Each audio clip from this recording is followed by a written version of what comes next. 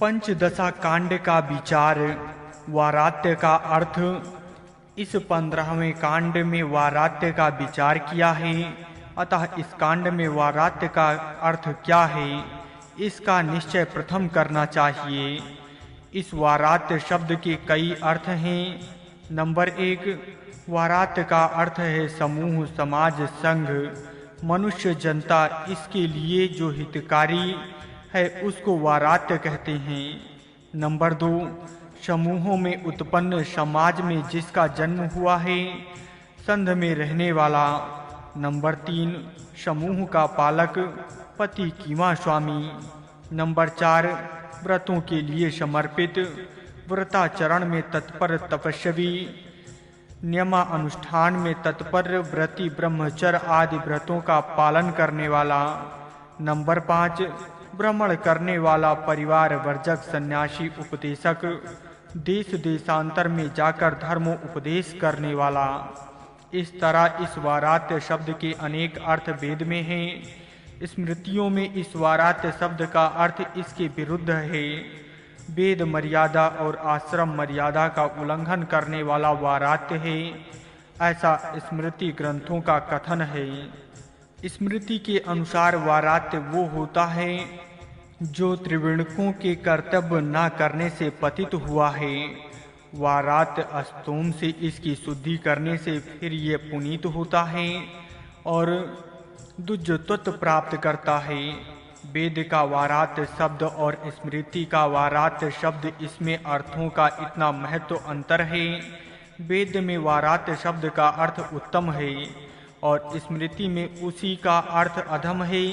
वेद का वारात्य जनता का कल्याण करता है, परंतु स्मृति का वारात्य बहिष्कार करने योग्य है। इतनी शब्द की भिन्नता श्रुति और स्मृतियों में काल का महत्व अंतर व्यतीत हुआ है, इस बात की साक्षी देती है। जिस तरह ब्राह्मण, ब्रुव, क्षत्रिय, ब्रुव ये शब्द अधम ब्राह्मण और अधम क्षत्रियों के वाचक हैं, उसी प्रकार अथर्ववेद 15, 13, 11 में आए हैं।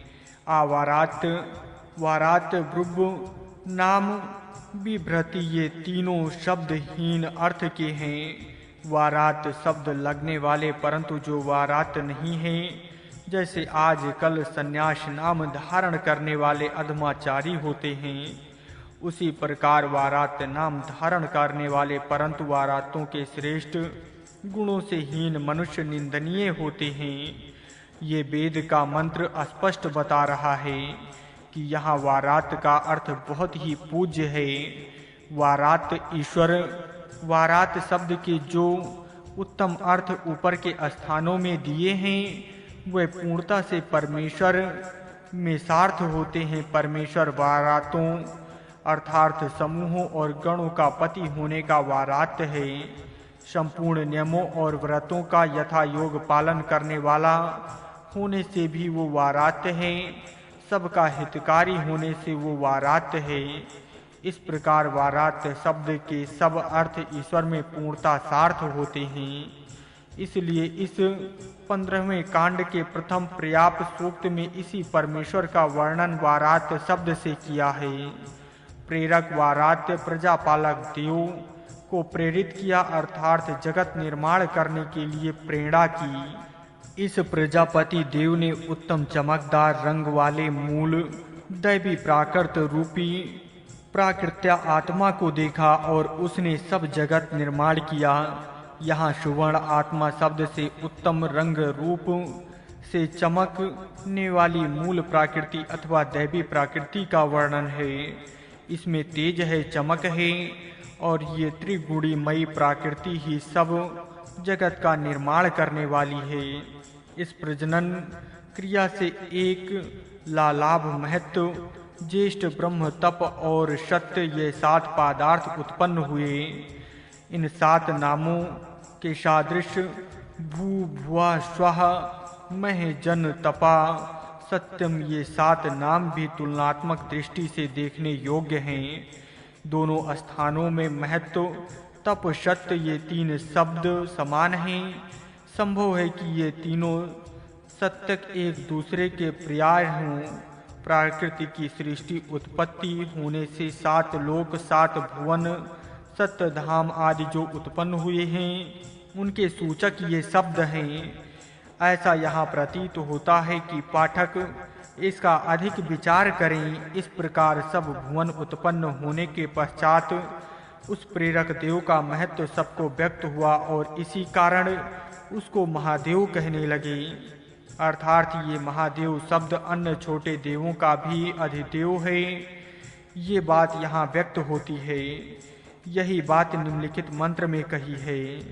वो छोटे अनेक देवों का अधिपति सिद्ध हुआ, अतः उसको ईशान कहने लगे। यहाँ देव महादेव ईश ईशान ईश ईश्वर आदि शब्दों के अर्थों का भाव स्पष्ट हुआ। देव और ईश ये छोटे अधिपत हैं और महादेव तथा ईशान और ईश्वर ये शब्द सर्वतोपरि अधिकार चलाने वाले सार्वभौम परमेश्वर के वाचक हैं। इसी प्रकार ब्रहा आत्मा आदि शब्द का एक रस परमात्मा के वाचक हैं। इनमें भी ब्रह्म परब्रह्म आत्मा परमात्मा ये शब्द भी पूर्वोक्त रीति से छोटे बड़े के वाचक निसंदेह हैं, परंतु ब्रह्म और आत्मा ये शब्द समय समय पर दोनों अर्थों से प्रयुक्त होते हैं।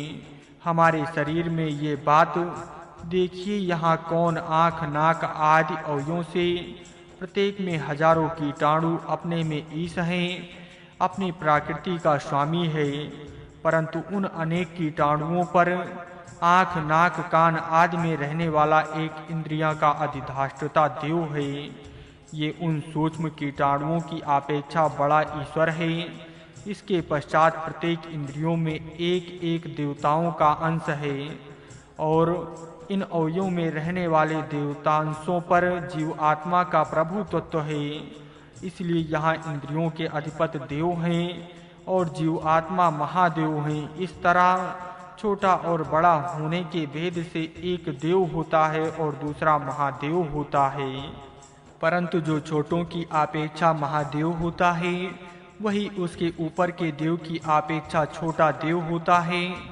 इस तरह ऊपर जाते जाते अंतिम स्थिति में परमात्मा सबका महादेव है। इस प्रकार देव और महादेवों का विचार तुलनात्मक दृष्टि से जानना योग्य है।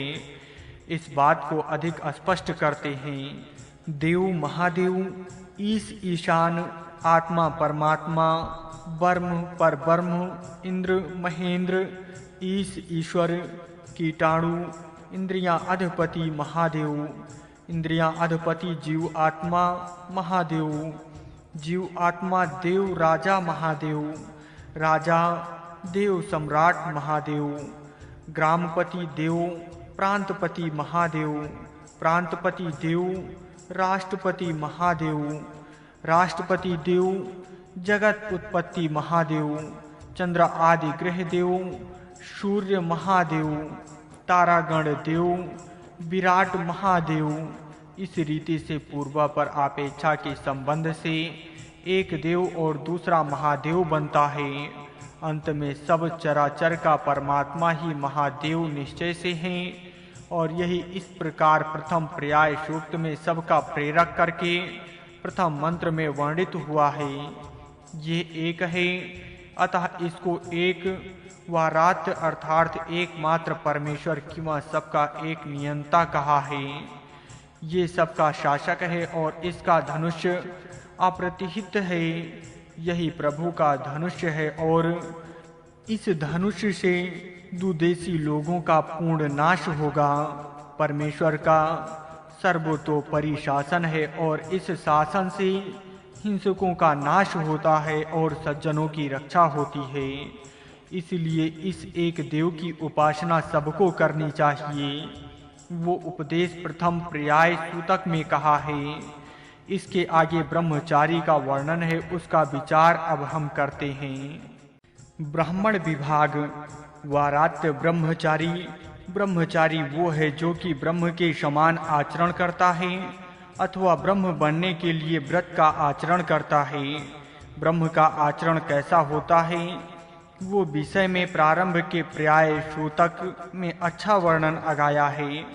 ब्रह्मचारी वैसा बनना चाहता है और जो ब्रह्मचारी वैसा सुदृढ़ संपन्न होता है उसकी योग्यता विशेष ही उच्च होती है। जब ऐसा सुयोग्य ब्रह्मचारी पूर्व पश्चिम दक्षिण और उत्तर दिशाओं के देशांतरों में भ्रमण करता है, जनता को धर्म और सदाचार का संदेश सुनाता है, लोगों का भला करने के लिए आत्मसमर्पण करता है, तब जगत के संपूर्ण देव सूर्य चंद्र विशेष देव वरुण सप्तऋषि आदि सबकी सहायता करते हैं।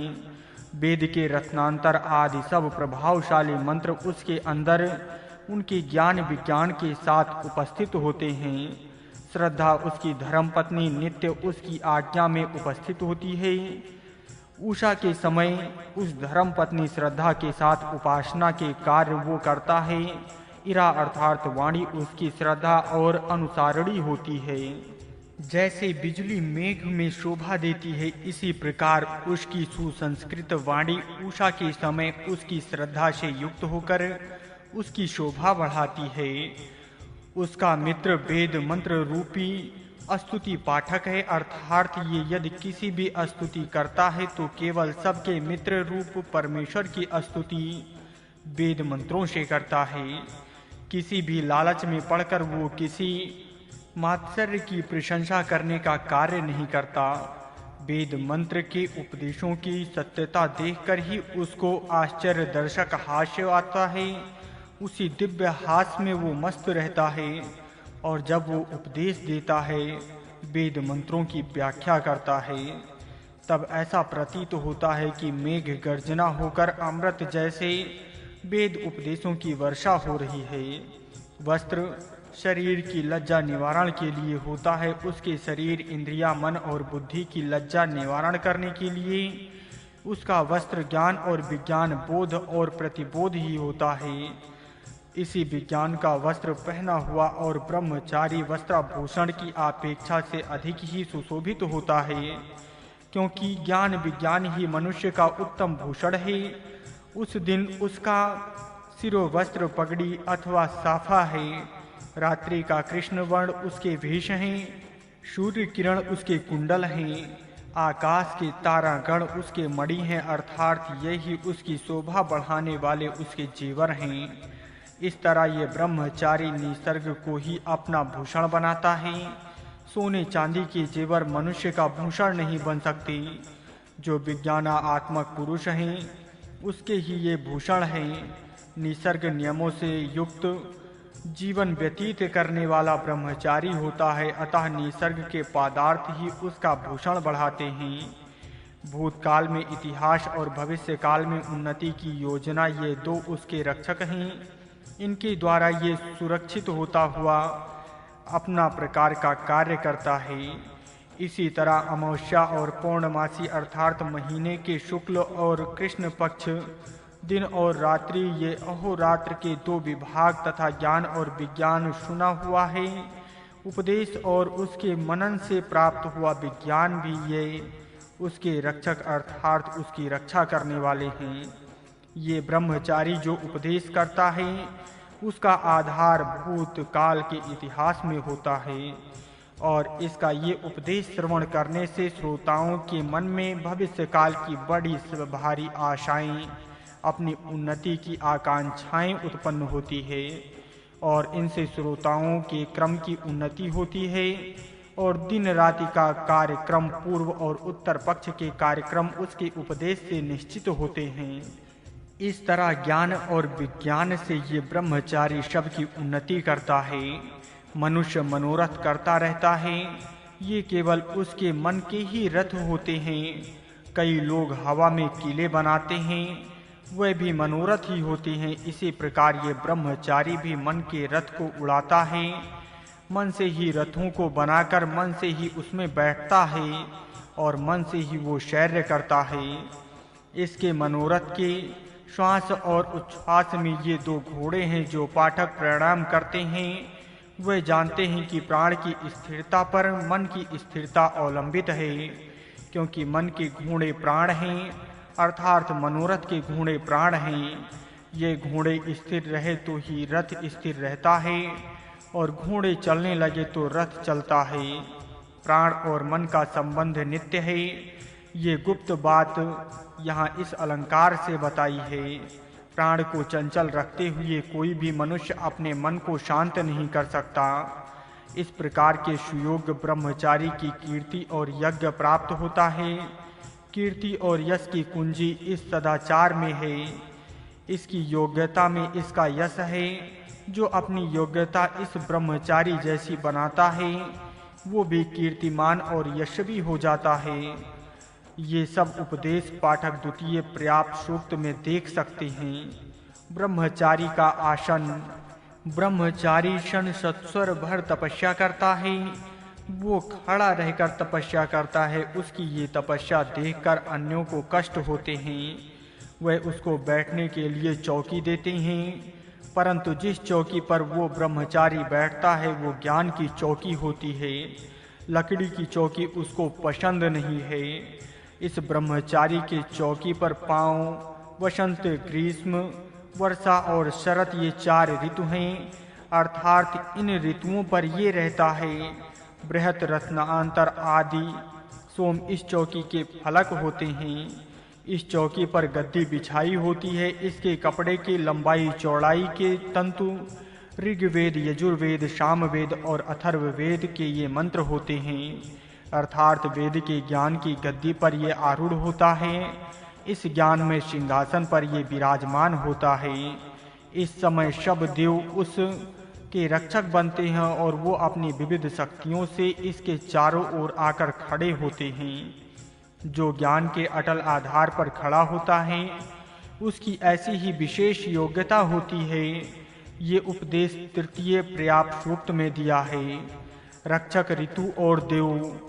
आगे चतुर्थ पर्याप्त सूक्त में कहा है कि 6 ऋतु और उनके 12 महीने उसके रक्षक होते हैं, अर्थात इन सब महीनों में उसकी रक्षा होती है। इसके अनंतर पंचम पर्याय सूतक में कहा है कि सब दिशा और अंतर दिशाओं में भव, सर्व, पशुपति, उग्रदेव, रुद्र, महादेव और ईशान ये 7 देव अपने धनुष बाण हाथ में धारण करके इसके साथी होते हैं और इसकी रक्षा करते हैं। पाठक यहाँ ये ना समझे कि ये 7 देव भिन्न हैं। ये ईशान के ही नाम हैं। ईशान एक ही देव है।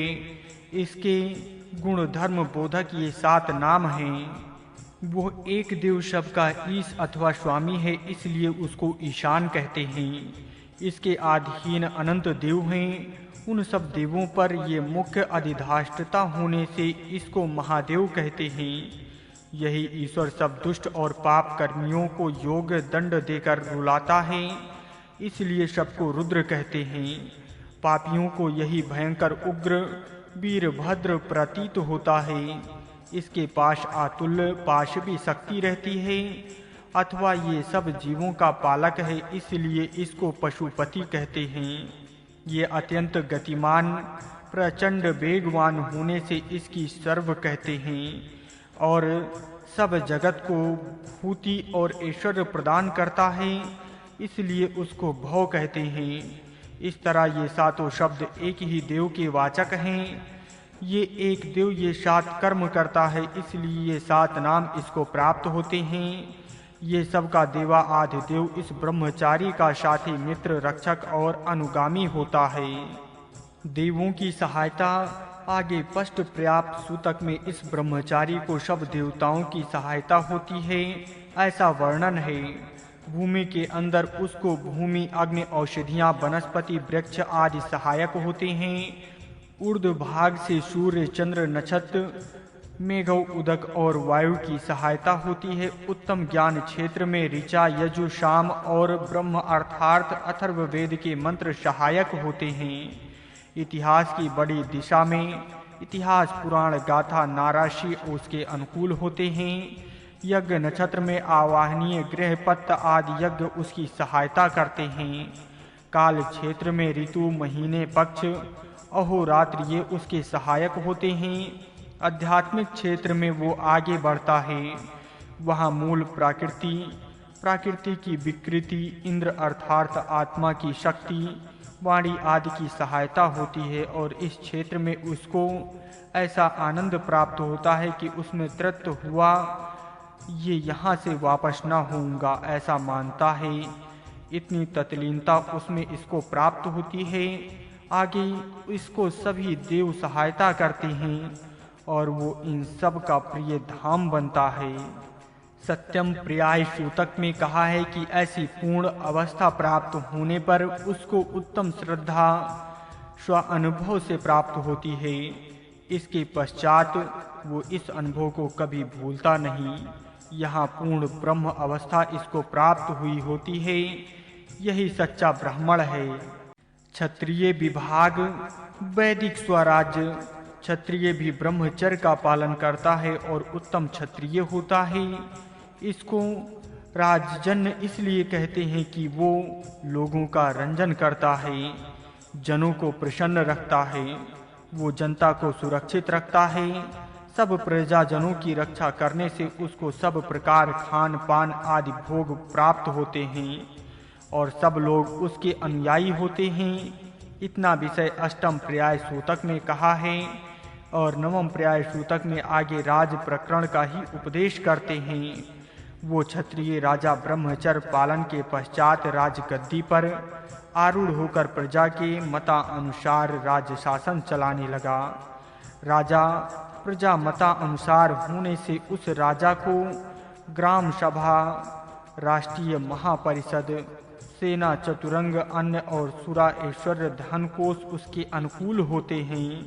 अर्थात जो राजा प्रजा मता अनुसारी नहीं होता उसको इनकी अनुकूलता नहीं होती। इसका सीधा भाव ये है कि प्रजा की सभा, सेना और धन कोष इन पर राजा की अधिकार नहीं है, इसलिए प्रजा की प्रसन्नता से ही इनकी अनुकूलता राजा को होती है, अन्यथा नहीं। वैदिक स्वराज्य का ये आदर्श है। पूर्ण स्वराज्य इसी का नाम है। जिस राज्य व्यवस्था में प्रजा का रंजन करने वाला राजा ही राजगद्दी पर रह सकता है और प्रजा का भंजन करने वाला राष्ट्र से उतारा जाता है, और जिस शासन संस्था में धन कोष, सेना और राष्ट्र सभा प्रजा मत के अधीन होते हैं उसको वैदिक स्वराज्य शासन कह सकते हैं। इससे भिन्न अन्य शासन आसुरी शासन समझना उचित है। इस स्थान पर सुरा शब्द धन कोष वाचक है। सुर ऐश्वर्य धातु से ये शब्द ऐश्वर्य और धन आदि का वाचक बनता है। सुरा शब्द का आजकल प्रसिद्ध अर्थ मद है। ये अर्थ यहाँ नहीं है। इस तरह छात्र नीति का वर्णन इस सूतक में है और ये आज कल के स्वराज्यवादियों के लिए भी एक उत्साहजनक वैदिक संदेश है। अतिथि सत्कार आगे 10वें, 11वें, 12वें और 13वें इन चारों पर्याय सूतकों में अतिथि सत्कार का महत्वपूर्ण विषय चला है। यहाँ कहा है कि जिसके घर अतिथि आवे वो गृहस्थी समझे कि ये अपने से बहुत श्रेष्ठ हैं और इसका सत्कार करने से अपना परम कल्याण निसंदेह होगा। अर्थात इस भावना से अतिथि का बहुत सत्कार गृहस्थी करें। ब्राह्मण प्रत्यक्ष बृहस्पति है और क्षत्रिय सूर्य अथवा इंद्र की मूर्ति है। यदि इनमें से कोई किसी गृहस्थी के घर अतिथि रूप से आवे तो उसका गृहस्थी का बड़ा भाग्य है, ऐसा समझना चाहिए। अतिथि घर आने पर उसका आदर सत्कार इस प्रकार किया जावे। नंबर 1, ब्रह्मचारी जी आप कहाँ के रहने वाले हैं? नंबर 2, ब्रह्मचारी जी आपके लिए ये जल लाता हूँ। नंबर 3, हे अतिथि जी मेरे लोग आपको तृप्त करें। नंबर 4, हे विद्वान जो आपके लिए प्रिय हो वही बने, वही किया जाएगा। नंबर 5, जो आपकी इच्छा हो वही होगी। नंबर 6, जो आपकी कामना हो वही हो, उसी के अनुसार हम करेंगे। इस प्रकार प्रश्न करके और भाषण करके गृहस्थ और उसके घर के मनुष्य अतिथि सेवा करें और उसकी सेवा में कोई न्यूनता न रखें। यदि गृहस्थी के अग्निहोत्र करने के समय अतिथि आ जाए अथवा अतिथि आने पर अग्निहोत्र करने का समय हो जाए तो गृहस्थ अतिथि के आज्ञा से अग्निहोत्र करे। यदि अतिथि आज्ञा देवे तो अग्निहोत्र करे और उसकी आज्ञा ना हुई तो ना करे।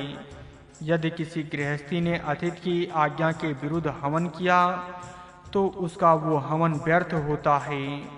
अतिथि अनेक दिन घर में रहा और उसकी सेवा अच्छी तरह से की गई तो बहुत पुण्य फल प्राप्त होता है। यदि अतिथि के रूप में कोई अज्ञानी मनुष्य आ जावे तो भी उसमें अपने उपास्य देवता की कल्पना करके सब भाग उस देवता को समर्पण करने की मनीषा से उस अतिथि को दिया जावे।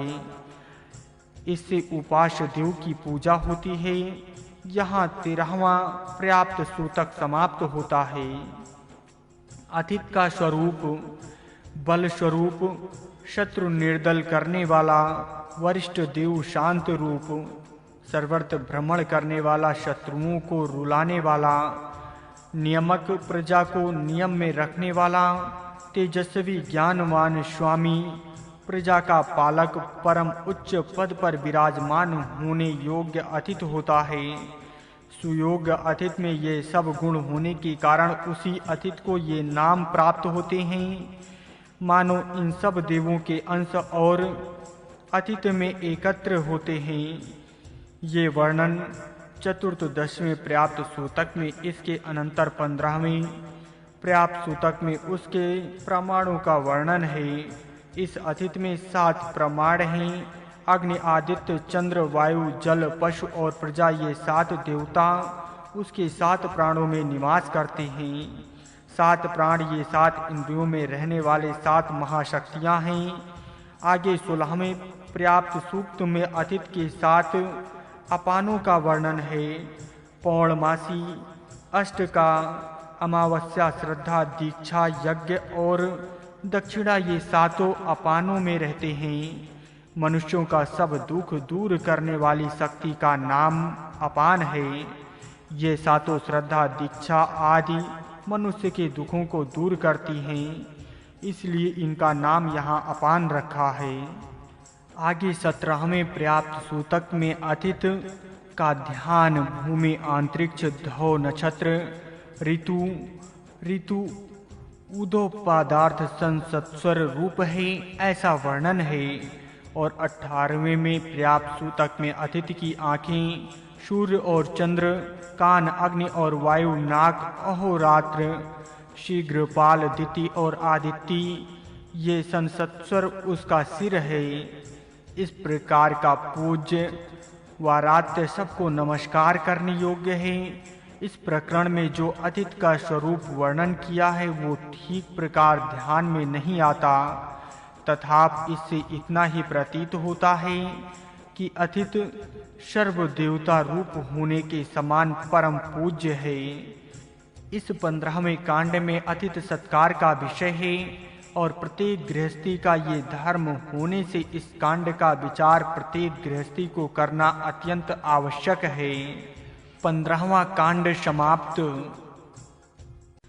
16वां कांड दुख मोचन और विजय प्राप्ति। जलों की वर्षा करने वाला मुक्त हुआ, दिव्य अग्नि मुक्त किए गए, तोड़ता हुआ सब रीति से, फोड़ता हुआ, मारता हुआ और नाश करता हुआ, घातक और खोदने वाले, दाह करने वाले, मन का नाश करने वाले, आत्मा को दूषण देने वाले और शरीर को दूषित करने वाले, इस और उस शत्रु को दूर करता हूँ, उसको मैं कदाप पुनः प्राप्त न हूँ। जो हमारा द्वेष करता है और जिसका हम द्वेष करते हैं, उसको उसके द्वारा हम दूर करते हैं। तू जलों का अग्रभाग हो। तुम्हें समुद्र के प्रति मैं छोड़ देता हूँ। जो जलों में अग्नि है उसको मैं मुक्त करता हूँ। घातक, खोदक और शरीर को दूषित करने वाले को दूर करता हूँ। जो अग्नि आप जलों के प्रति प्रविष्ट हुआ है वो ये है, जो आपके लिए भयंकर है वो ये है, इंद्र के इंद्रियों से आपको अभिषेक किया जावे। निर्दोष जल है वो, हमसे मल दूर करे, हमसे पाप दूर करे तथा दुष्ट स्वप्न के हेतु को भी दूर करे। हे जलों, मुझे कल्याणकारी दृष्टि से देखो। मेरी त्वचा को अपनी शुभ तन से स्पर्श करो। जल में रहने वाले शुभकारी अग्नियों को हम बुलाते हैं। हे दिव्य जलों, मुझे में छात्र बल और तेज धारण करो। दुर्गति दूर हो, बल वाली मीठी वाणी हो। वाणी मीठी हो, मीठा भाषण हो। मेरा गोपालक इंद्रिय पालक बुलाया गया। वाणी का रक्षक गो रक्षक अथवा इंद्र रक्षक बुलाया है। मेरे दोनों कान उत्तम ज्ञान सुनने वाले हों। कल्याण वचन सुनने वाले मेरे कान हों। कल्याणमयी प्रशंसा मैं सुना करूँगा। उत्तम श्रवण शक्ति और दूर से सुनने की शक्ति मुझे कदापि न छोड़े। गरुड़ के समान तेजस्वी दृष्टि मेरे पास सदा रहे। तू ऋषियों का परास्तर है। देव रूप परास्तर को नमस्कार हो। धनों का मैं मस्तक के समान ऊंचा स्वामी बनूं तथा समानों में मैं मुखिया बनूं। तेज और कांति मुझे ना छोड़े। सिर और विशेष धर्म मुझे ना छोड़े। पकाने के पात्र और चम्मच मुझे ना छोड़े। धारक और आधार देने वाला मुझे ना छोड़े। मुक्त करने वाला और गीला शास्त्र मुझे ना छोड़े। जल देने वाला और वायु मुझे ना छोड़े। मेरा आत्मा ज्ञान वाला और मनुष्यों में मनन करने वाला हृदय में रहने वाला है। मेरा हृदय संताप रहित हो। मेरे गौओं को युति बड़ी हो। विशेष धर्मों से मैं समुद्र के समान हूँ। मैं धनों का केंद्र और समानों का भूकेंद्र बनूं। मृत्यों में अमर उत्तम रीति से बैठने वाला और उत्तम तेज वाला तू आत्मा हो। मुझे ना छोड़ें, अपान भी छोड़कर दूर ना चला जावे। सूर्य दिन में मेरी रक्षा करे। अग्नि पृथ्वी से, वायु अंतरिक्ष से, यम मनुष्यों से और सरस्वती पृथ्वी से उत्पन्न पदार्थों में मेरी रक्षा करे। प्राण और अपान मुझे छोड़ें, मनुष्यों में घातक न हो। हे जलों, आज कल्याण हो। दिनों और रात्रियों से सब और सबको गुणों से युक्त होकर सुख प्राप्त करूं। आप सामर्थ्यवान हो। पशु मेरे पास रहे। मित्र और वरुण मुझे प्राण और अपान तथा अग्नि मुझे बल धारण करे। हे स्वप्न, तेरी उत्पत्ति का हेतु हमें पता है। तू व्याधि का पुत्र है और यम का साधन है। तू अंत करने वाला है और तू मृत्यु है। हे स्वप्न, उस तुझको वैसा हम जानते हैं। हे स्वप्न, वो तू हमें दुष्ट स्वप्न से बचा। हे स्वप्न, तेरी उत्पत्ति का हेतु हमें पता है। तू दुर्गति का पुत्र है और यम का साधन है। स्वप्न का हेतु हम जानते हैं। तू अभूति का पुत्र है। तू निर्धनता का पुत्र है। पराभाव का पुत्र है। इंद्रियां विकृतियों का पुत्र है। तू अंतक और मृत्यु है। हे स्वप्न, उस तुझको वैसा हम जानते हैं। तू हमको दुष्ट स्वप्न से बचा। आज हमने विजय प्राप्त किया है। हमने प्रातब्य को प्राप्त किया है। हम निष्पाप हुए हैं। हे उषा काल, हम जिस दुष्ट स्वप्न से हमें भय होता है वो हमसे दूर होवे। वो दोषी के लिए दूर ले जा। वो शाप देने वाले के लिए दूर ले जा, जिसका हम सब द्वेष करते हैं और जो हम सबका द्वेष करता है उसके पास हम सबको ले जाते हैं। उषा देवी वाणी से सम्मिलित हो और वाक देवी उषा से सम्मिलित हो। उषा का पति वाणी के प्रति साथ सम्मिलित हो और वाणी का पति उषा के साथ मिले। वह निर्धनता, दुष्ट नाम वाले कष्ट और अन्य संपत्तियां उस शत्रु के पास ले जावें। घट के समान बढ़ने वाले उदर रोगों, शरीर में द्वेष उत्पन्न करने वाले रोगों और प्राण घातक रोगों का तथा जागृत के समय आने वाला दुष्ट स्वप्न और स्वप्न के समय आने वाला दुष्ट स्वप्न, ना प्राप्त होने वाले श्रेष्ठ पदार्थ दरिद्रता के संकल्प न छूटने वाले द्रोहों के पापों को हे अग्नि उन सब विपत्तियों को शत्रु के पास सब देव ले चलें, जिससे वो शत्रु निर्बल, व्यथा युक्त और बुरा होवे। उससे इसका बोध कराता हूँ। दुर्गति, दरिद्र और रोग से इसको विद्ध करता हूँ। पराभव से इसको पीड़ित करता हूँ। अज्ञान से इसको विद्ध करता हूँ। देवों के घोर क्रूर दुखों से इसको दुखी करता हूँ। वैश्या नर की दाढ़ों में इसको धर लेता हूँ। वो आपत्ति इस रीति से व अन्य रीति से इस शत्रु को निगल जाए। जो हमारा द्वेष करता है उसका आत्मा द्वेष करे, जिसका हम द्वेष करते हैं वो अपने आत्मा का द्वेष करे। द्वेष करने वाले का धूलोक, अंतरिक्ष और पृथ्वी के ऊपर से सामना करते हैं। उत्तम नियामक निरीक्षक, ये मैं इस गोत्र के इसके पुत्र दुष्ट स्वप्न भेजता हूँ। जो ये दोष मैं उसमें प्राप्त करता हूँ, जो रात्रि में अथवा पूर्व रात्रि में, जो जागते हुए, जो सोए हुए, जो दिन में और जो रात्रि में, जो प्रतिदिन मैं देखता हूँ, उस द्वेष के कारण मैं उसको मारता हूँ। उसको मार दे, उसके साथ चल, उसकी पसलियाँ तोड़ दें। वो न जिए, उसको प्राण छोड़ देवे।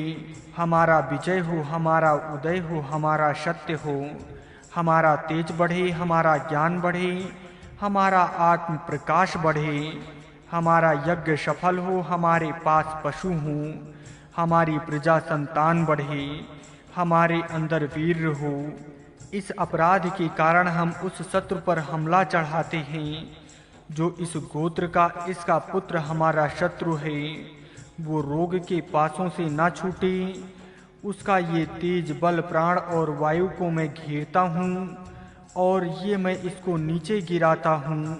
वो दुर्गति के पासों से ना छूटने पावे, वो दरिद्र के पासों से ना छूटे, वो दुरावस्था के पासों से ना छूटे, वो पराभव के पासों से ना छूटे, वो इंद्रिय दोषों के पासों से ना छूटे। वो बृहस्पति, प्रजापति, ऋषि, ऋषियों से उत्पन्न, अंगिरस, अंगिरसों से उत्पन्न, अथर्व अथवा से उत्पन्न, वानरपंथी वनस्पतियों से उत्पन्न, ऋतु ऋताओं से उत्पन्न, महीने, अर्धमास, अधोरात्रि, दिन, धुआ, पृथ्वी, इंद्र, अग्नि, मित्र, वरुण, राजा वरुण और मित्र के पासों से ना बचे। उसका ये तेज, कांति, प्राण, वायु, देव मैं घेरता हूँ और उसको नीचे गिराता हूँ। हमारा विजय हो, हमारा उदय हो। सब शत्रु सेना का निरोध किया। अग्नि से ये कहा है, सामने ये कहा है, पूछा मुझे पुण्य लोक में धारण करे। आत्मा की ज्योति को प्राप्त होते हैं, हम अपने तेज को प्राप्त होते हैं। सूर्य की ज्योति से हम संयुक्त होते हैं। ईश्वर की वृद्धि के लिए धन युक्त हो में ईश्वर यज्ञ ही हैं। ईश्वर प्राप्त करूं, मुझ में धन की धारणा कर। विजय की प्राप्ति, प्रत्येक मनुष्य को अपने विजय के लिए यत्न करना चाहिए। छोटे से छोटा बालक भी अपना पराभव नहीं सह सकता। पराभव की आशंका होगी तो बालक भी रोता है, पीटता है और पराभव से दूर भागने की चेष्टा करता है। इसी तरह मनुष्य के अंदर भी पराभव का स्वागत करने की इच्छा नहीं होती। सदा अपना विजय हो, अपना यश बढ़े, अपनी कीर्ति दिगंत में फैले, यही इच्छा मनुष्य करता रहता है। अतः मनुष्य को ये विजय कैसे प्राप्त हो, इसका विचार करना चाहिए। इस विजय सूक्त के 9 पर्याय सूतकों में विजय प्राप्ति के लिए आवश्यक तत्वों का विचार किया है। अतः अपना विजय चाहने वाले पाठक इसका मनन और लाभ उठाएं। विजय के प्रकार, विजय के बहुत प्रकार हैं। एक आध्यात्मिक क्षेत्र में विजय है, दूसरा अधिमौतिक क्षेत्र में विजय है और तीसरा अधिदैविक क्षेत्र के संबंध का विजय है। ये मुख्यतः 3 प्रकार के विजय हैं, तथा इस प्रत्येक क्षेत्र के विजयों के भी अनेक प्रकार हैं। उन सब का विचार यहाँ नहीं किया जा सकता, तथाप सुबोधता के लिए उनका थोड़ा सा स्वरूप बताया जाता है। आध्यात्मिक विजय। आध्यात्मिक क्षेत्र में शरीर, इंद्रियां, मन, वाणी, बुद्धि, अहंकार, चित्त, काम, आत्मा, प्रकृति और सब प्रकार की विकृति आदि का संबंध है। इनको निर्दोष रखना, इनको इनकी निज शक्ति से परिपूर्ण करना और इनको सब आत्म उन्नति में निर्विघ्नता या लगाने से आध्यात्मिक क्षेत्र का विजय होता है। यहाँ प्रत्येक इंद्रियों की प्रकृति, उसकी विकृति, उसमें होने वाले दोष और रोग, उनके गुण आदि सब का विचार आता है। मानो सभी वैद्य शास्त्र, आरोग्य शास्त्र, मानस शास्त्र आदि शास्त्र आध्यात्मिक विषय की सिद्धता करने के लिए ही मनुष्यों के पास आए हैं। इसकी सूचना देने के लिए प्रथम पर्याय सूतक में कहा है कि शरीर की जलन, शरीर के सब दोष, मन के नाशक भाव और आत्मा घात करने वाले सब विचार, इन सब को दूर करता हूँ। मैं इन चारों में प्राय आत्मा का पराजय होने के कारण आगाए हैं। विविध रोगों के कारण अपने शरीर में दाढ़, पीड़ा, कष्ट अथवा दुख होते हैं। शरीर में जब द्वेष का संचय होता है तब भी ये कष्ट उत्पन्न होता है, तभी विविध रोग होते हैं। मन के बुरे भावों से मन की निर्बलता होती है और इस सब से आत्मा का अधा पतन होता है। पाठक इन चार शब्दों का विचार करें और जानें कि इन चारों से आध्यात्मिक क्लेश कैसे होता है। यदि ठीक प्रकार मनन किया जाए और इन चारों के क्षेत्रों की व्यक्ति प्राप्त विचार किया जाए तो ये पाठकों के मन में ठीक प्रकार जम जाएगी कि मनुष्य के सब वैत्यांतिक क्लेशों के ये चार ही जड़ हैं। यदि इनके विषय में योग प्रतिबंध किया जाए तो आध्यात्मिक क्षेत्र में निश्चय पूर्वक विजय प्राप्त होगा। पूर्वोक्त चार शब्दों के प्रति शब्द जानने से ही विजय के साधन ज्ञात हो सकते हैं। ये चार शब्द हैं जिनमें पूर्वोक्त चार द्वेष दूर हो सकते हैं। इंद्रिया दमन, इंद्रिया शमन आदि से शरीर का दाह दूर होता है और शरीर में सर्वत्र शांति होती है। तनु शुद्धि से शरीर के सब द्वेष दूर होते हैं। मन की पवित्रता से मन का बल बढ़ जाता है और आत्म शुद्धि से आत्म उन्नति होती है। इस तरह विचार करने पर ज्ञात होगा कि अध्यात्म उन्नति के ये चार साधन हैं और इसीलिए पूर्वोक्त चारों दोषों को दूर करने की सूचना प्रथम पर्याय सूक्त में की है। श्रीमद् भागवत में इसी उपदेश से कहा है, विषयों के चिंतन से आसक्ति, आसक्ति से कामना, कामना से क्रोध, क्रोध से मूढ़ता, मूढ़ता से बुद्धि नाश और बुद्धि नाश से मनुष्य का सर्वनाश होता है। परंतु जिसका मन वश में है और जिसकी इंद्रियां रोग द्वेष रहित हैं, वो इंद्रियों से कार्य कराते हुए भी प्रसन्न रहता है। चित्त प्रसन्न रहने से सब दुख दूर होते हैं और उसकी बुद्धि भी स्थिर होती है। इन श्लोकों से आध्यात्मिक दुखों के कारण कहे हैं और उनके दूर करने के उपाय भी कहे हैं। अतः ये श्लोक आत्म विजय के विषय का विचार करने के समय बड़े बोधप्रद हो सकते हैं। अस्तु इस प्रकार के जो द्वेष शरीर, इंद्रिया, मन, बुद्धि और आत्मा में आते हैं वे क्या करते हैं देखिए। जहाँ द्वेष होते हैं वहाँ वे तोड़ते हैं, मरोड़ते हैं, कुचलते हैं, फोड़ते हैं, काटते हैं, खोदते हैं, गड्ढा करते हैं। इस तरह अनेक रीति से नाश करते हैं। पाठक काम और क्रोध के समय अपने अंदर देखेंगे तो उनको स्पष्टता पता लग जाएगा कि ये काम और क्रोध मनुष्य के शरीर में किस प्रकार तोड़ने, मरोड़ने, खोदने और नाश करने का कार्य करते हैं। काम तो शरीर का आधारभूत जो वीर वही नष्ट करता है।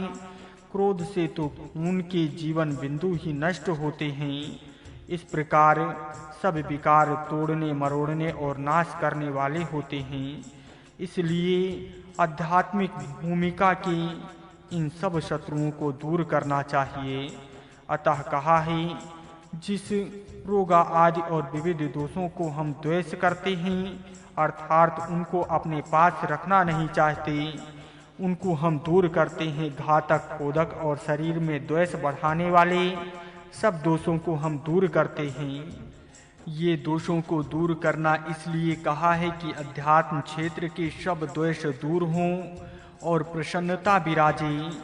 इसी विषय में और देखिए, जो आपके अंदर भयंकर हानिकारक दोष हों उसको मैं सबसे प्रथम दूर करता हूँ। द्वेष दूर करने के लिए जल से चिकित्सा करना योग है। शुद्ध जल हमारे शरीर से सब द्वेष और सब पापों को दूर करे। जल अपने शुभ गुण से मेरे शरीर को स्पर्श करे। इंद्र अर्थात आत्मा की शक्ति से अभिषेक किया जावे। यहाँ जल चिकित्सा से शरीर के सब द्वेष दूर करने का उपदेश है। वो अत्यंत महत्व का है।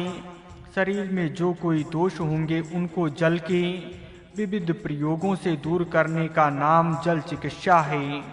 शरीर को शीतल जल से स्पर्श सुख देने वाला जब लगता है तब समझना चाहिए कि शरीर स्वस्थ है। जब शुद्ध शीतल जल स्पर्श कष्ट देने लगता है तब जानना चाहिए कि कुछ द्वेष शरीर में घुसे हैं। ये सब द्वेष जल चिकित्सा से दूर करने चाहिए और इंद्र की शक्ति के जल से स्नान करना चाहिए। जिस प्रकार जल के स्नान से सब शरीर भीगता है, उसी प्रकार आत्मा की शक्ति से सब शरीर संचरित होना चाहिए। सब शरीर भर आत्मशक्ति का सुख से संचार होना चाहिए। इससे मनुष्य में छात्र बल और तेजस्विता बढ़ेगी। जल ही ये सब कार्य करेगा। जल चिकित्सों से ही वीर्य बढ़ेगा, दोष दूर होंगे और शरीर की कांति भी बढ़ेगी। इस प्रकार शरीर का उत्तम स्वास्थ्य प्राप्त होगा। ये स्वस्थ मनुष्यों को प्राप्त हो, इसलिए जल की वृष्टि करने वाला मेघ अपने स्थान से मुक्त हुआ, अर्थात उससे वृष्टि हो गई। दिव्य अग्नि जो बिजलियां हैं वह भी खुली रीति से प्रकाशित हो रही हैं, अर्थात विशेष वृष्टि हो गई है। परमेश्वरीय नियम से जो वृष्टि हो रही है उसका हेतु ये है कि मनुष्य उससे स्वास्थ्य प्राप्त करे और अपनी आध्यात्मिक उन्नति सिद्ध करे।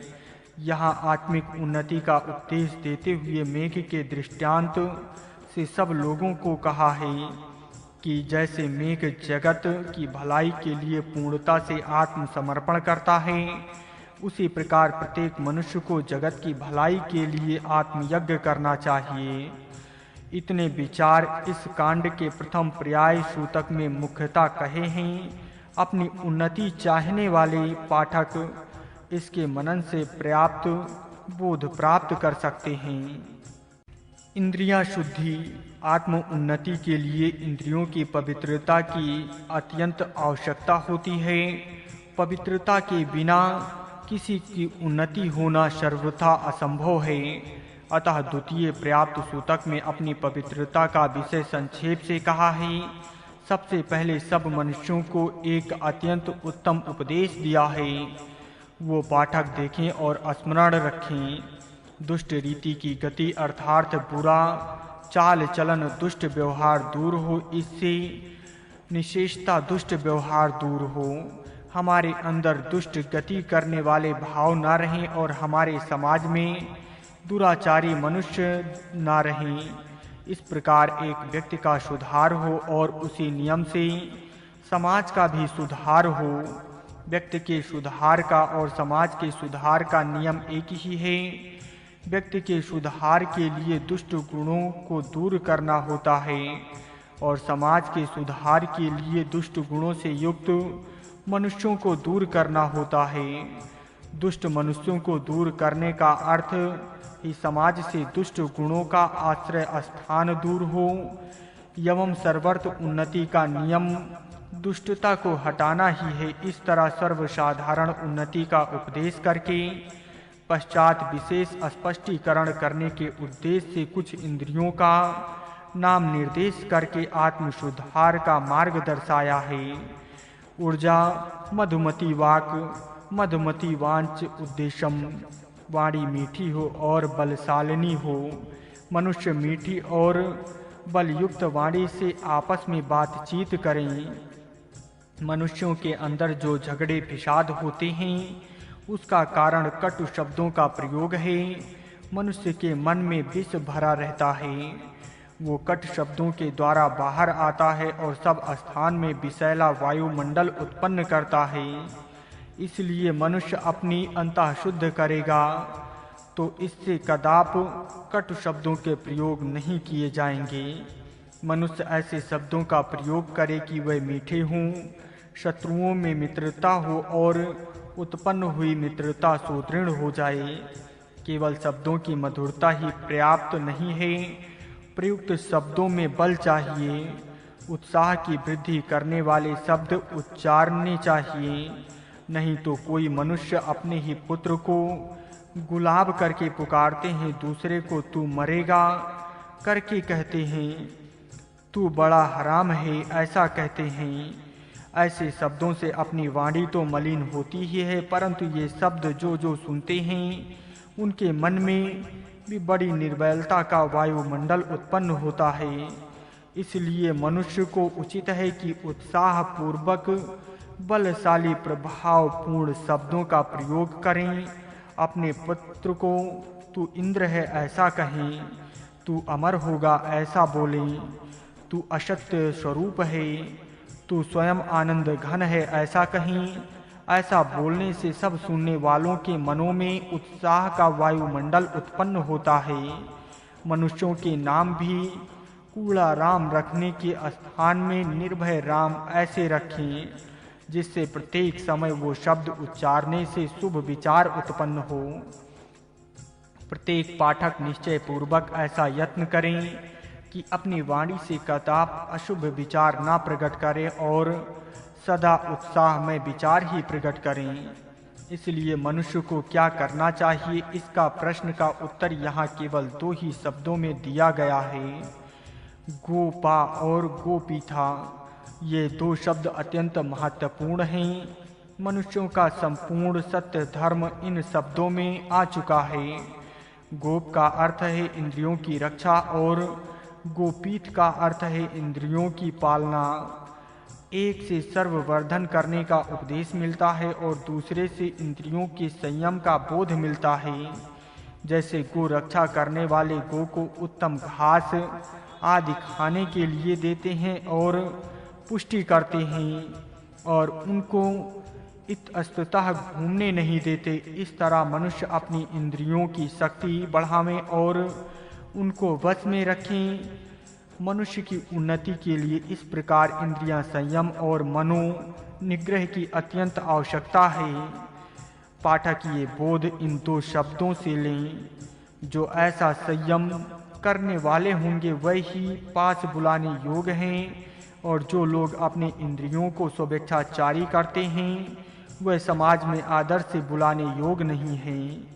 पाठक इसका विचार करें और इस वेदो उपदेश में अपना वैयक्तिक और सामाजिक आचरण सुधारें। आगे कानों के विषय में बड़ा उत्तम उपदेश दिया है।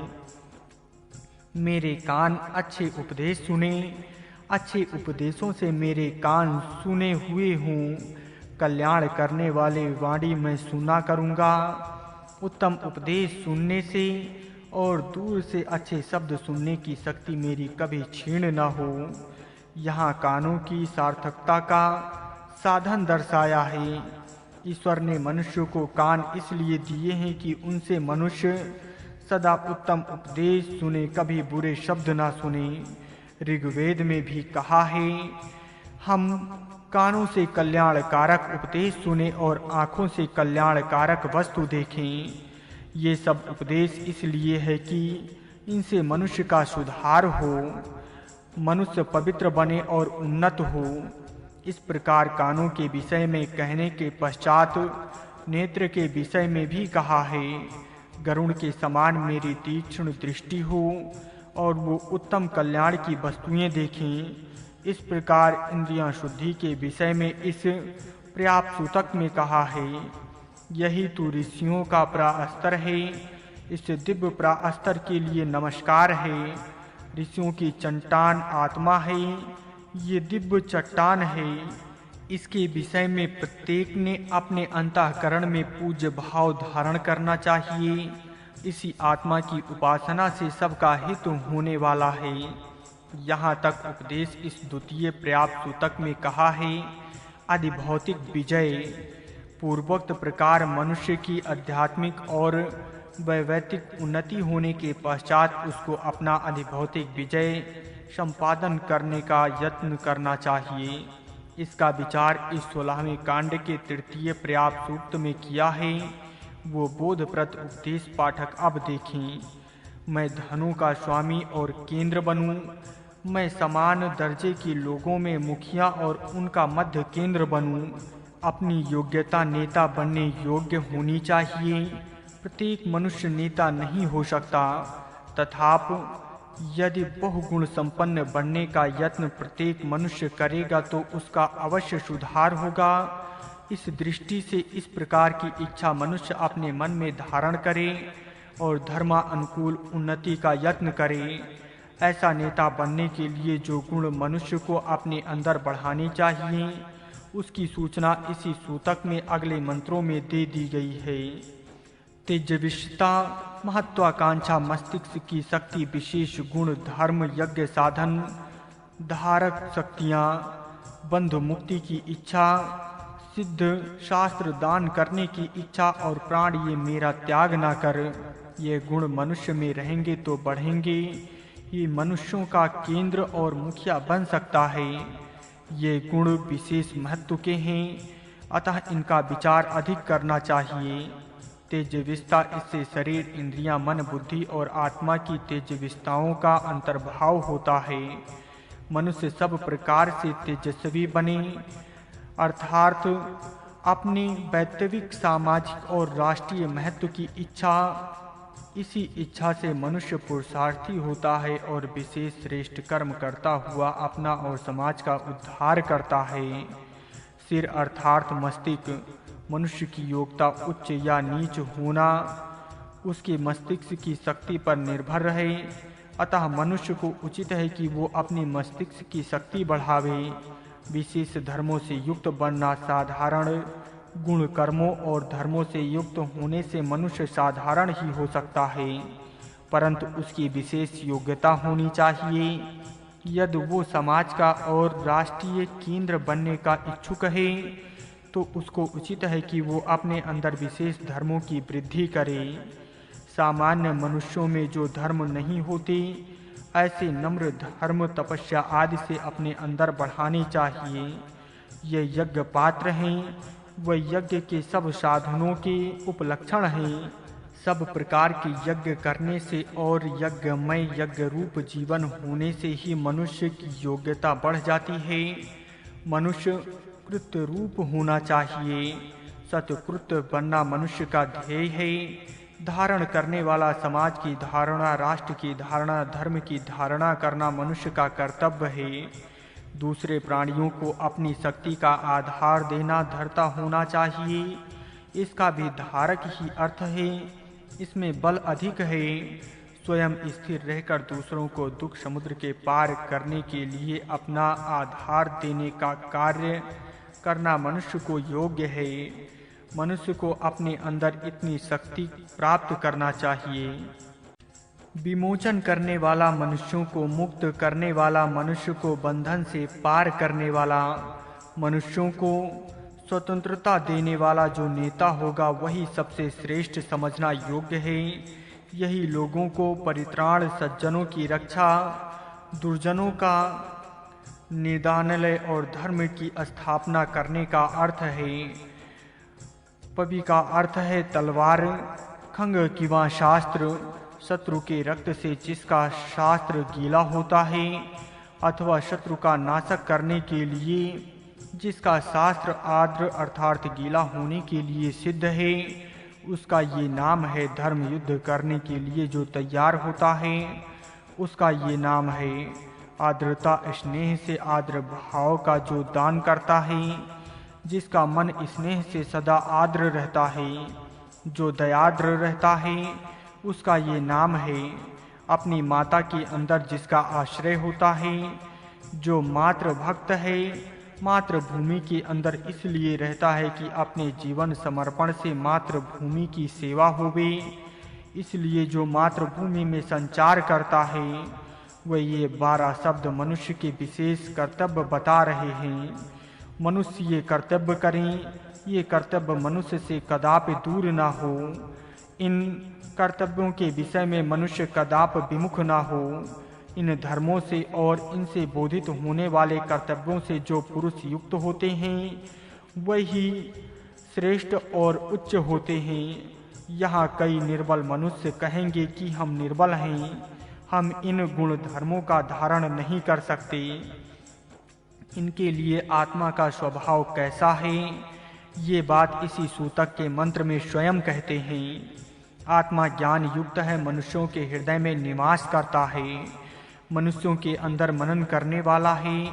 अपने विशेष धर्म से वो समुद्र जैसा फैला हुआ गंभीर है। मरण धर्म वाले शरीर में वो अमर और उत्तम तेज से युक्त है। ये अपने आत्मा के गुण धर्म हैं। ये जानकर विचार और मनन से इन गुणों का साक्षात्कार करें। इस ज्ञान से मनुष्य की निर्बलता दूर होगी और वो पूर्वोक्त गुणों को अपने अंदर बढ़ाने में समर्थ होगा।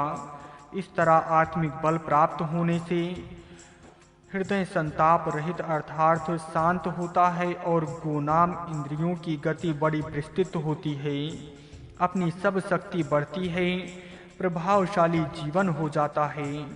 आत्मा की शांति सबके सब व्यवहार में दिखती है और वो कैसे भी भयंकर प्रसंग में शांत और गंभीर हो कार्य करती है, कभी अशांत नहीं होता। शरीर के नाश होने पर भी मैं अमर हूँ, ये उसका विश्वास उसका निडर करता है और महान सत्कर्म उससे कराता है। ऐसी अवस्था में सब देव उसके रक्षक होते हैं। सूर्य वायु अग्नि यमः सरस्वती पातु। सूर्य वायु अग्नि यमः और सरस्वती उसकी रक्षा करते हैं। सूर्य नेत्र स्थान में, वायु प्राण के स्थान में, अग्नि वाणी के स्थान में, यम शिश्न स्थान में, सरस्वती बुद्धि स्थान में रहकर उसको हर एक प्रकार की सहायता देते हैं और उसको अपनी दिव्य शक्ति से पवित्र करते हैं। आत्मशक्ति से युक्त पुरुष को इस तरह सब देव सहायक होते हैं।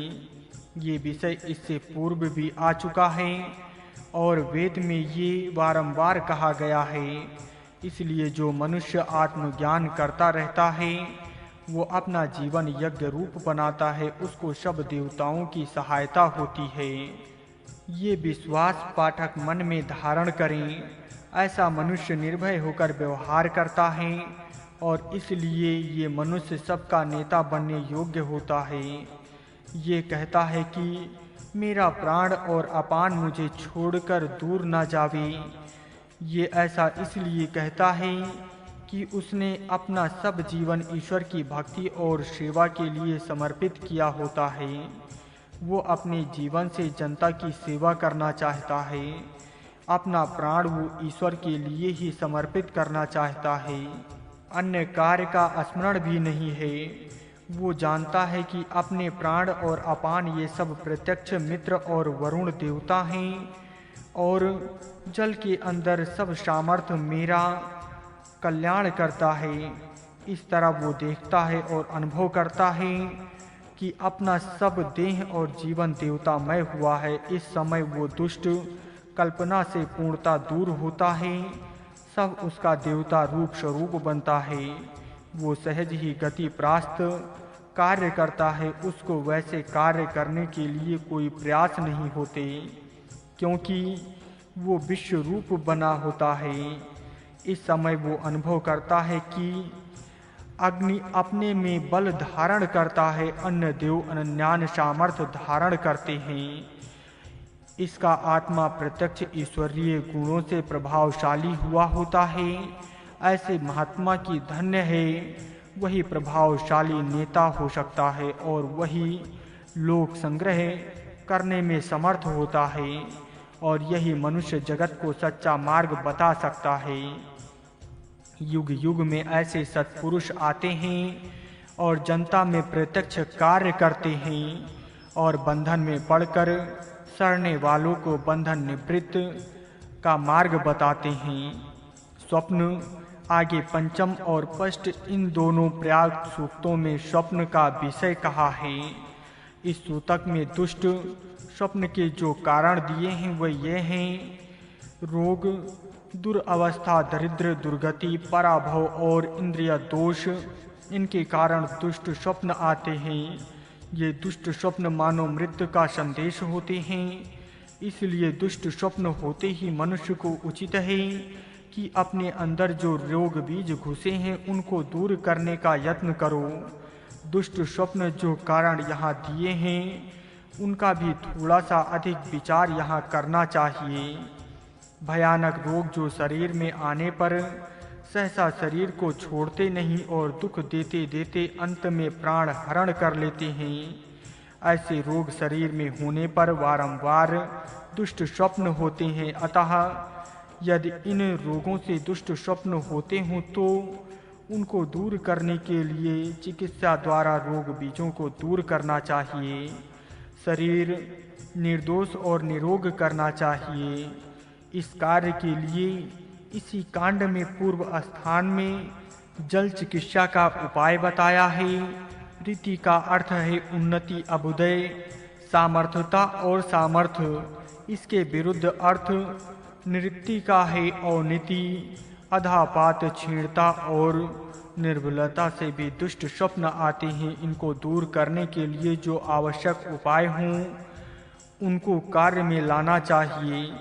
अभूति ऐश्वर्य से दीन होना और निर्भूति महासंकट में पड़ना तथा पराभव होना, परतंत्र, पराधीन और परवश होना, इन कारणों से भी दुष्ट स्वप्न आते हैं। इन कारणों को दूर करने के लिए बहुत से उपाय हैं। प्रत्येक के लिए विभिन्न उपाय होते हैं। अतः उनका अवलंबन योग रीति से करना चाहिए। मुख्य उपाय स्वावलंबन से स्वाधीनता प्राप्त करना है। अपने शरीर में देव नाम इंद्रियों का है। उनकी शक्तियाँ विविध हैं। इनकी न्यूना अधिकता से भी दुष्ट स्वप्न आते हैं। इस कारण समय आदि द्वारा अपनी इंद्रियों का निर्दोष, निरोग तथा स्वास्थ्य रखना अत्यंत आवश्यक है। अर्थात इस तरह अपने अंदर और अपने राष्ट्र में जो जो दुष्ट स्वप्न के कारण उत्पन्न हों उनको दूर करना मनुष्य का कर्तव्य है। मनुष्य की परीक्षा स्वप्न से होती है। मनुष्य को कैसे स्वप्न होते हैं इस पर वो स्वस्थ है व रोगी है, सदाचारी है व दुराचारी है, शुभ विचार वाला है व अशुभ विचार वाला है, इसका निश्चय होता है। मनुष्य को ऐसे स्वप्न आ जाएं तो अच्छा है कि मैं ईश्वर उपासना कर रहा हूँ, ऋषि आश्रम में ऋषियों के वार्तालाप सुन रहा हूँ, सत्पुरुषों का समागम हो रहा है। ऐसे शुभ स्वप्न आने लगे अथवा बिल्कुल स्वप्न ही ना हुआ तो समझना चाहिए कि उसका शरीर स्वस्थ है। अन्यथा बुरे स्वप्न आने लगें तो स्वास्थ्य में कुछ ना कुछ बिगाड़ है। ऐसा मानकर उसके सुधार का यत्न करना चाहिए। अतः कहा है, जिस दुष्ट स्वप्न से हमें भय होता है उस दुष्ट स्वप्न का कारण हमसे दूर होवे, वो कारण किसी दूसरे स्थान पर जावे, हमारे पास ना रहे। इस प्रकार अपने आप की निर्दोषता सिद्ध होने पर ही वो निर्दोष मनुष्य कह सकते हैं। आज हमने विजय प्राप्त किया है। आज जो हमारा प्रातब्य था वो प्राप्त किया, क्योंकि हम निष्पाप हो चुके हैं। निष्पाप होने से ही सब प्रातब्य प्राप्त हो सकता है और विजय प्राप्त होता है। विजय प्राप्त करने की ये कुंजी है। पाप से जो उन्नति प्राप्त होने का भास होता है वो केवल भास मात्र है, उसमें गहरी अवनीति के बीज रहते हैं। अतः पाठकों को ये स्मरण रखना चाहिए कि वेद की आज्ञा के अनुसार निष्पाप धर्माचरण से जो उन्नति प्राप्त होती है वही प्राप्त करनी चाहिए और वही चिर अस्थायी होगी। आगे सत्यम सूतक में दोषी को दूर करना अथवा नाश करने का विषय कहा है। वो सूतक स्पष्ट होने के कारण उसके अधिक स्पष्टीकरण की कोई आवश्यकता नहीं। ये शत्रु अध्यात्म भूमिका में कुविचार, रोग आदि हैं। अभौतिक भूमिका में दर्जन शत्रु हैं। दोनों स्थानों में जो जो शत्रु निवास करता है उसको हटाना चाहिए, तभी विजय प्राप्त हो सकता है। विजय अष्टम सूतक में अपनी विजय प्राप्ति का एक मंत्र है। वो प्रत्येक वैदिक धर्मों को कष्ट करने योग्य है। ये मंत्र अब देखिए। इस मंत्र का प्रत्येक शब्द अत्यंत महत्वपूर्ण भाव से युक्त होने के कारण यहाँ प्रत्येक शब्द का विशेष विचार करते हैं। ये सब प्रकार के शत्रुओं पर विजय है। आध्यात्मिक, अधिभौतिक, अधिदैविक शत्रुओं पर विजय प्राप्त करना ये अपनी शक्ति बढ़ाने से ही हो सकता है। ये अपने सब प्रकार के अभ्युदय से साध्य होने वाली बात है। अपनी संघटना, अपनी शक्ति विकास, अपने अंदर की शांति, अपनी तेजो वृद्धि आदि से ये सिद्ध हो सकता है। पहला विजय शत्रु पर संपादन किया जाता है। यज्ञ अपनी आंतरिक सुस्थिति पर निर्भर होता है। ऋतु का अर्थ है ठीक मार्ग, सरलता, योग व्यवहार जिसमें टेढ़ेपन नहीं है। प्रत्येक व्यवहार में इस प्रकार की सरलता हो रहेगी तो ही पूर्वोक्त विजय साध्य होगा। तेजस्ता, प्रभाव, उग्रता आदि गुण भी विजय के सहचारी हैं। सत्य ज्ञान, आत्म सामर्थ्य, विज्ञान, वेद ज्ञान ये तो निसंदेह ऋतु के साथ ही रहेगा। अनावृत के साथ इसका होना सर्वथा असंभव है। आत्म का प्रकाश, अपना यश, अपने पुण्य कर्म में प्राप्त होने वाला पुण्यलोक, देव पूजा, संगतिकरण और दान रूप श्रेष्ठतम कर्म यज्ञ से ही सबकी स्थिति और उन्नति होती है। गौ, बैल, घोड़े आदि पशु मनुष्य का वैभव बढ़ाते हैं। संतति, पुत्र पुत्री आदि अथवा प्रजाजन, वीर पुत्र तथा वीरवान लोग अथवा शूरवीर पाठक विचार करेंगे तो उनको पता लग सकता है कि ये विजय के सहचारी गण हैं। पाठकों से अनुरोध प्रार्थना है कि वे इस मंत्र को कंठ करें और सायं प्रातः वे इस मंत्र से ईश्वर की प्रार्थना करें और अपना वैयक्तिक और सामुदायिक विजय इस प्रकार होने योग्य परिस्थिति शीघ्र प्राप्त हो, ऐसी उस प्रभु के पास प्रार्थना मनोभाव करें। इस अष्टम पर्याय सूतक में जो लोग कथन है वह शत्रु को कुलचने का प्रोत्साहन देने वाले अर्थवाद के मंत्र हैं, अतः उनके विषय में विशेष लिखने की कोई आवश्यकता नहीं है। पाठक स्वयं पढ़कर उनका आशय समझ सकते हैं। इसके पश्चात अंतिम नवम पर्याय सूतक में 4 ही वचन हैं, परंतु वे नित्य स्मरण रखने योग्य महत्वपूर्ण हैं। हमारा विजय, हमारा उदय और हमारा शत्रु की सब शेनकाओं को पूर्ण पराभव करने का सामर्थ्य अपने अंदर बढ़ाते हैं तथा ईश्वर मुझे पुण्यलोक में धारण करे, ऐसा मैं सदाचारी, शुद्ध, पूत और पवित्र बनूंगा तथा आत्मा का तेज प्राप्त करें, सूर्य की ज्योति से मिलें तथा बहुत धन प्राप्त करना चाहिए, मैं धन युक्त हो जाऊं, क्योंकि धन से यज्ञ होता है, इसलिए यज्ञ में व्यय करने के लिए मुझे धन चाहिए। ये सब चारों के चारों मंत्र इतने उत्तम भाव से परिपूर्ण हैं, इतने सरल हैं, इतने सुबोध हैं कि मानो यही सब कांड का सार है। पाठक इनका मनन करेंगे तो उनको भी अत्यंत आनंद होगा और इनके मनन से उनका भी आत्मा उल्लसित ही होगा। आशा है कि पाठक इस रीति से इस कांड का मनन करके इस कांड का जो उच्च भाव है वो अपने मन में स्थिर करेंगे और इस विजय पथ से चलकर अपने अपने समाज का, अपनी जाति का और अपने राष्ट्र का विजय संपादन के कार्य में कृतज्ञ होंगे। सप्तदशम कांडम, अपने अभ्युदय के लिए प्रार्थना।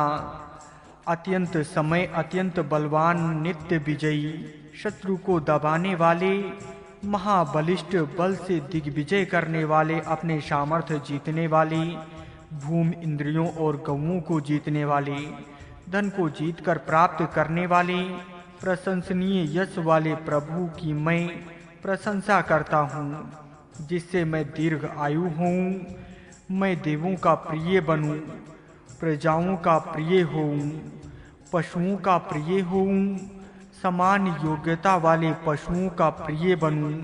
हे सूर्य, उदय हो, उदय को प्राप्त हो, अपने तेज से उदित होकर मुझ पर चारों ओर से प्रकाशित हो। मेरा द्वेष दूर करने वाला मेरे वश में हो जावे, परंतु मैं द्वेष करने वाले शत्रु के वश कभी न होऊं। हे व्यापक ईश्वर, तेरे ही वीर अनेक प्रकार हैं। तू हमें अनेक रूप वाले पशुओं से पूर्ण कर और परम आकाश में मुझे अमृत में धारण कर। हे सूर्य, उदय को प्राप्त हो, उदय को प्राप्त हो और अपने तेज से मुझे प्रकाशित करो। जिन प्राणियों को मैं देखता हूँ और जिनको भी ये देखता है, उनके विषय में मुझे सुमति वाला कर। जलों के अंदर जो पाश वाले यहाँ आकर उपस्थित होते हैं, वे तुझे दबा न देवें। निंदा को त्याग कर दूर लोक पर आरूढ़ हो और वो तू हमें सुखी कर। हम तेरी सुमति में रहेंगे।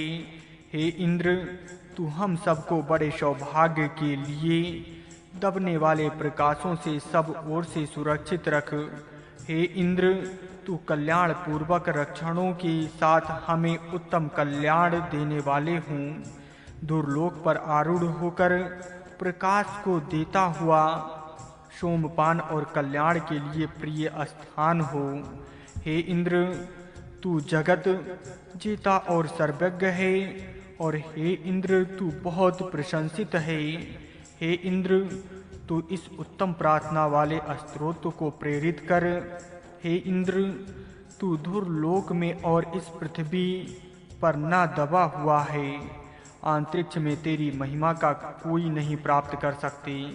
न दबने वाले ज्ञान से बढ़ता हुआ धुरलोक में तू हमें सुख प्रदान कर।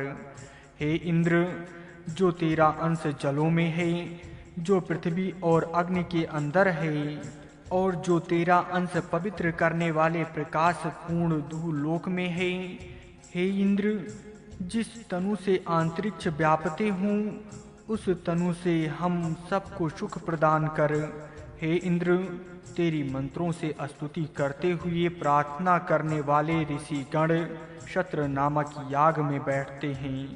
हे व्यापक देव, तू तीनों स्थानों में प्राप्त सहस्त्र धाराओं से युक्त ज्ञानमय प्रकाश पूर्ण स्रोत को व्यापता है।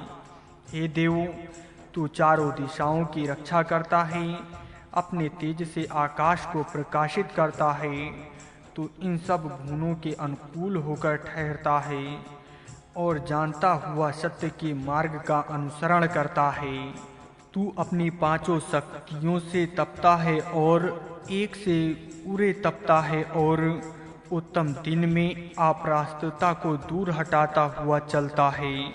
हे देव, तू इंद्र है, तू बड़ा इंद्र है, तू लोक प्रकाश पूर्ण है, तू प्रजा पालक है। यज्ञ तेरे लिए फैलाया जाता है और हवन करने वाले तेरे लिए आहुतियाँ देते हैं। असत्य और अर्थार्थ प्राकृत विश्व में सत्य अर्थार्थ आत्मा रहा है। सत्य में अर्थार्थ आत्मा में उत्पन्न हुआ जगत रहा है। भूत होने वालों में आश्रित है, होने वाला भूत में प्रतिष्ठित हुआ है। तू तेजस्वी है, तू प्रकाशमय है। वो तू जैसा तेजस्वी है, वैसे ही मैं तेज से प्रकाशित हूँ। तू प्रकाशमान है, तू दैदीप्यमान है। वो तू जैसा तेज से तेजस्वी है, वैसा ही मैं पशुओं और ज्ञान के तेज से प्रकाशित हूँ। उदित होने वाले को नमस्कार, ऊपर आने वाले के लिए नमस्कार, उदय को प्राप्त हुए को नमस्कार, विशेष प्रकाशमान को नमस्कार, अपने तेज से चमकने वाले को नमस्कार, उत्तम प्रकाश युक्त को नमस्कार, अस्त होने वाले को नमस्कार, अस्त हो जाने वाले को नमस्कार, अस्त हुए को नमस्कार, विशेष तेजस्वी उत्तम प्रकाशमान और अपने तेज से प्रकाशने वाले को नमस्कार हो। ये सूर्य संपूर्ण तेज के साथ उदित है, मेरे लिए मेरे शत्रुओं को वश करता है, परंतु मैं कभी वश न हूँ। हे व्यापक देव, तेरे ही ये परम पराक्रम है। तू हम सबको अत्यंत रूपों वाले पशुओं से परिपूर्ण कर और परम आकाश में विद्यमान अमृत में मुझे धारण कर। हे आदित्य, हमारे कल्याण के लिए सैकड़ों आरों वाली नौका पर आरूढ़ हो। मुझे दिन के समय पार कर और रात्रि के समय भी साथ रखकर पार पहुंचा। हे सूर्य, हमारे कल्याण के लिए नौका पर चढ़ और हमें दिन और रात्रि के समय पार कर। मैं प्रजापति के ज्ञान रूप कवच से आवृत होकर और सर्वदर्शक देव से तेज और बल से युक्त होकर वृद्धा अवस्था तथा वीरवान हुआ। विविध कर्मों से युक्त सहस्त्र आयु पूर्ण आयु होकर सर्वदर्शक देव के तेज और बल से युक्त होकर जो दिव्य और मानवीय बाण वध के लिए भेजे गए हों वह मुझे ना प्राप्त हों। उनसे मेरा वध ना होवे। सत्य के द्वारा रक्षित, सब ऋतुओं द्वारा रक्षित, भूत और भविष्य द्वारा सुरक्षित हुआ मैं यहाँ विचरूं। पाप अथवा मृत्यु मुझे ना प्राप्त हूँ। मैं अपनी वाणी को, अपने शब्द को पवित्र जीवन के अंदर धारण करता हूँ। वाणी की पवित्रता पवित्र जीवन से करता हूँ। रक्षक अग्नि सब ओर से मेरी रक्षा करें। उदय होने वाला सूर्य मृत्यु पाशों को दूर करे। प्रकाश युक्त उषाएं और स्थिर पर्वता सहस्त्रों बल वाले प्राण मेरे अंदर फैलाए रखें। सप्तदशा कांड का मनन। अपने अभ्युदय का विचार करने वाले पाठक इस कांड का मनन अधिक करें। विशेषता पहले 5 मंत्रों का जो एक मंत्र गण है उसका अत्यंत मनन करें। ये 5 मंत्र बताए हैं कि विजय इच्छुक पुरुष को अपने अंदर कौन से गुण प्राप्त करने चाहिए और बढ़ाने चाहिए। उन्नति चाहने वाले मनुष्य अपनी इच्छा इस प्रकार रखें। लोकप्रिय बनना। मैं देवों का, प्रजाजनों का, समान योग्यता वाले लोगों का और पशुओं का प्रिय हूँ और दीर्घ आयु बनूं। सबसे मुख्य बात दीर्घ आयु बनने की है, क्योंकि आयु, आरोग्य और बल रहा है तो ही सब कुछ कर्म धर्म होना संभव है। अतः उन्नतशील मनुष्यों को उचित है कि वे धर्मानुसार आचरण करके अपनी आयु दीर्घ करें, निरोग रहने का यत्न करें और अपने अंदर बल स्थिर रखें। इतना होने के पश्चात देव, प्रजा, समान लोग और पशु इनको प्रिय होने की महत्वाकांक्षा धारण करना चाहिए और इसकी सिद्धि के लिए मनुष्यों को प्रयत्न करना चाहिए। देव का अर्थ जैसा देवता है वैसा ही भूदेव, क्षत्रदेव, धनदेव और कर्मदेव, ये 4 प्रकार के चातुर्वर्ण के श्रेष्ठ पुरुष भी देव कहलाते हैं। इनके मन में इस मनुष्य के विषय में प्रेम रहे। ये श्रेष्ठ लोग इस पुरुष के विषय में कहें कि ये फैलाना मनुष्य उत्तम है, उसका प्रिय होना चाहिए। प्रजाजन इस मनुष्य पर प्रेम करे, प्रजाजनों का ये प्रेम पात्र बने, सब जनता इसके ऊपर प्रीति करे, अर्थात ये लोकप्रिय बने, लोकमान्य बने, समान लोगों में ये प्रिय हो।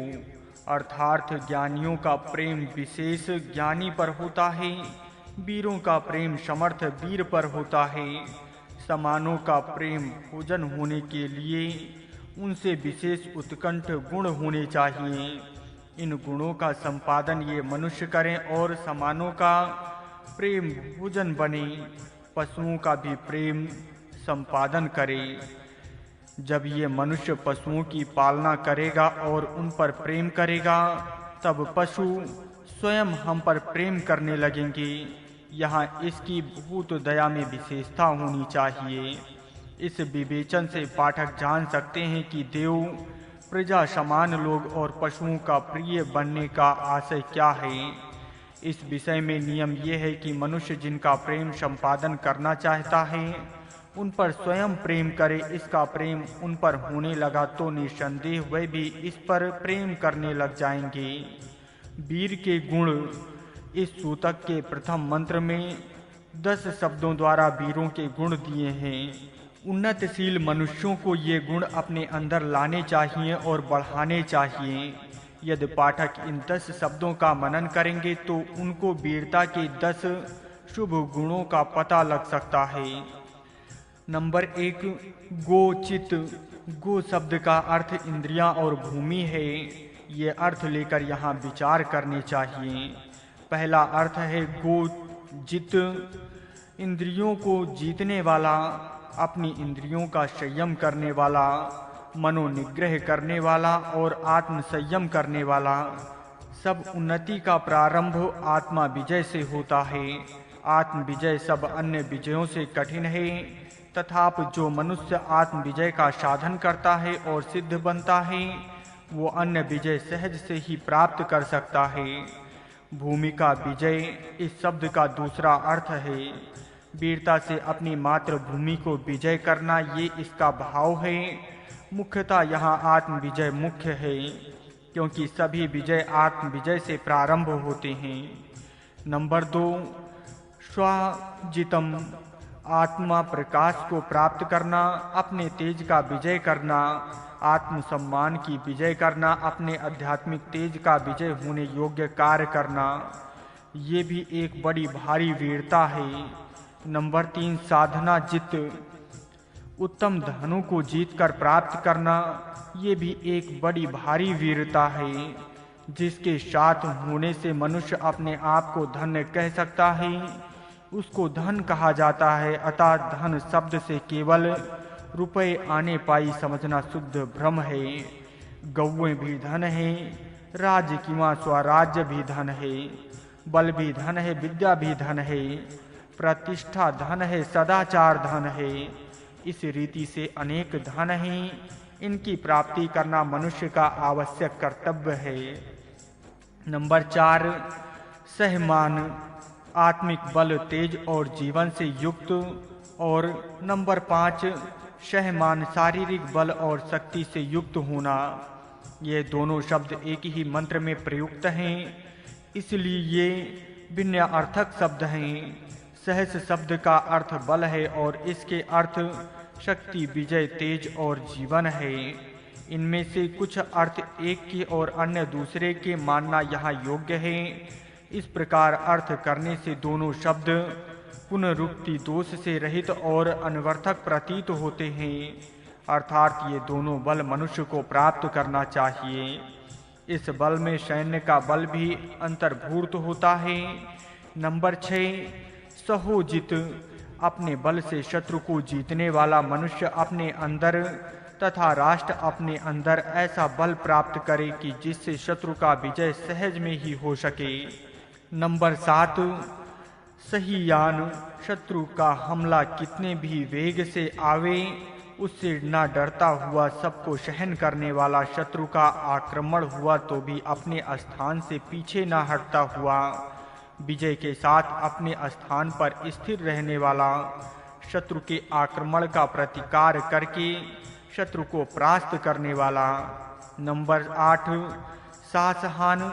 शत्रु के आक्रमण एक के पीछे दूसरे अथवा बारंबार होने पर भी जो अपना स्थान छोड़ता नहीं और विजय के साथ अपने स्थान पर स्थिर रहता है और अपने स्थान से ही शत्रु को परास्त करता है और उसको वापस लौटा देता है। नंबर 9, विशासही। जिसका आक्रमण शत्रु पर हुआ तो शत्रु को परास्त होकर भागना पड़ता है, जिसका आक्रमण शत्रु को असह्य होता है। नंबर 10, ईर्ष्या। नाम इंद्रः प्रशंसनीय यशवी। शत्रुओं का पूर्ण नाश करने वाला वीर। उपास्य के गुण। उपासक में ये 10 शब्द यहाँ इंद्र देवता के वाचक हैं। ये देवता मनुष्यों की उपास्य है। उपास्य देवता के गुण उपासकों को अपने अंदर धारण करने चाहिए।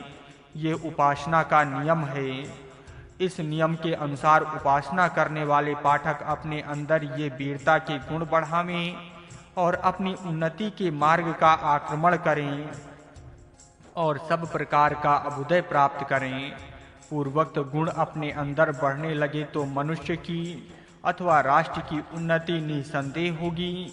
उपासना के मंत्र केवल रटने मात्र से ही मनुष्य की उन्नति नहीं होगी, परंतु उनमें वर्णित उपास्य के गुणों की धारणा से ही मनुष्य की उन्नति होना संभव है। जो मनुष्य अथवा मनुष्यों का संग इस प्रकार वैयक्तिक और सामूहिक उपासना करते हैं, वही अपना सब प्रकार का अभ्युदय सिद्ध करते हैं।